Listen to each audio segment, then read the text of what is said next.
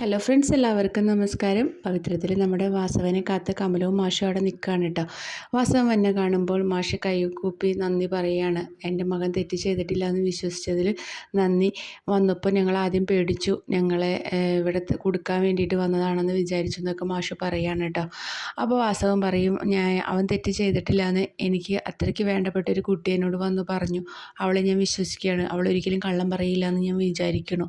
ഇനി അവളും അവളുടെ ചേച്ചിയും കൂടിയിട്ട് കള്ളം പറഞ്ഞതാണെങ്കിൽ രണ്ടുപേരെയും ഞാൻ വച്ചേക്കില്ല എന്നൊക്കെ പറയുകയാണ് കേട്ടോ.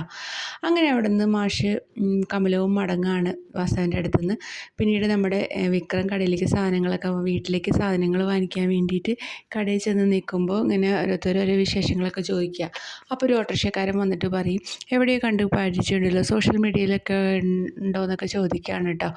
അപ്പോൾ കടയിലുള്ളവർ പറയും, ഇവൻ 2-3 സിനിമയിൽ അഭിനയിച്ചിട്ടുണ്ട്, അതുകൊണ്ടാണ് ഇവൻ എപ്പോഴും സോഷ്യൽ മീഡിയയിലെ ആളാണോ എന്ന് ചോദിക്കണമെന്നൊക്കെ പറഞ്ഞ് ഇങ്ങനെ തമാശകളൊക്കെ പറഞ്ഞ് ഇവർ പോവുകയാണ്. അപ്പോൾ സാധനങ്ങളൊക്കെ വാങ്ങി വേദ വീട്ടിലേക്ക് എത്തുമ്പോൾ വിക്രം ഈ നടന്ന കാര്യമൊക്കെ പറയുകയാണ് കേട്ടോ. അപ്പോൾ വേദ സമാധാനിപ്പിക്കും, അത് കുഴപ്പമില്ല, ഒരു സംശയത്തിൻ്റെ പേര് ചോദിച്ചതല്ലേ എന്നൊക്കെ പറയുകയാണ് കേട്ടോ.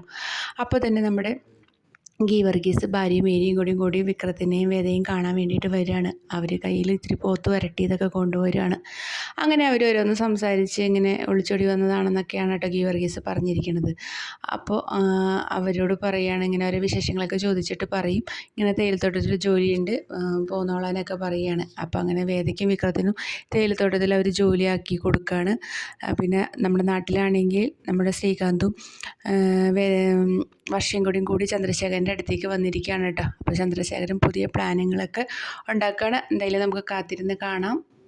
നമ്മുടെ വീഡിയോ ഇഷ്ടമെങ്കിൽ ലൈക്ക് ചെയ്യാനും ഷെയർ ചെയ്യാനും സബ്സ്ക്രൈബ് ചെയ്യാനും മറക്കല്ലേ.